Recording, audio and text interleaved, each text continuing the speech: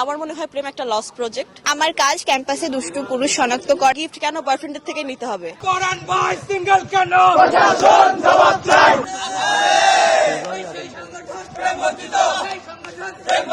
তুমি চাই আমি চাই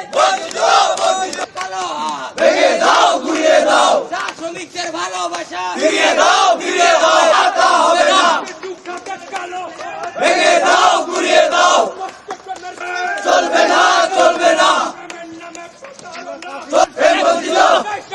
প্রেম বঞ্চিত পরান ভাই সিঙ্গেল কেন? প্রশাসন জবাব চাই। আমার ভাই সিঙ্গেল কেন? প্রশাসন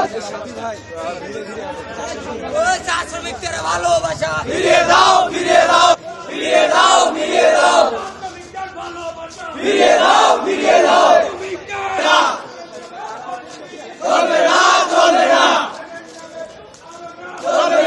আমরা আসলে প্রেমের বিরুদ্ধে না, আমরা প্রেমের পক্ষে, কিন্তু আমরা চাই এই প্রেমটা সুষমভাবে বণ্টিত। গিফট কেন বয়ফ্রেন্ডের থেকে নিতে হবে?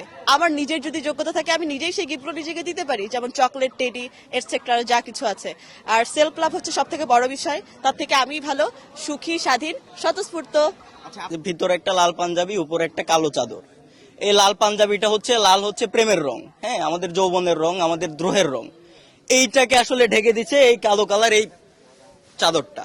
এই কালো কালার চাদরটা আসলে কি রিপ্রেজেন্ট করতেছে? আমাদের সোসাইটি, আমাদের সমাজ ব্যবস্থা, আমাদের এই যে ভেতরের যে মানে ভালোবাসার একটা বোধ, এটাকে আসলে মানে এমন ভাবে ন্যারো বা সংকুচিত করে ফেলছে যে আমরা আসলে এটা এক্সপ্রেস করতে পারতেছি না।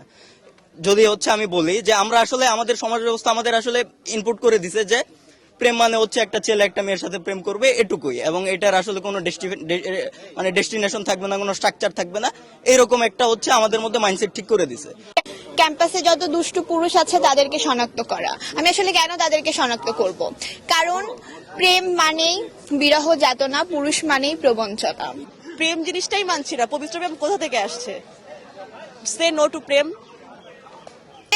আমার কাজ ক্যাম্পাসে দুষ্টু পুরুষ শনাক্ত করা, এবং আমার যে ছোট বোনরা আছে তারা যাতে পুরুষের ধোকায় পড়ে তাদের জীবন নষ্ট না করে, এই জন্যই আমি এই পদে এসেছি। এবং বাংলাদেশের আইন অনুযায়ী আমি তাদের যথাযথ শাস্তির ব্যবস্থা নিশ্চিত করব।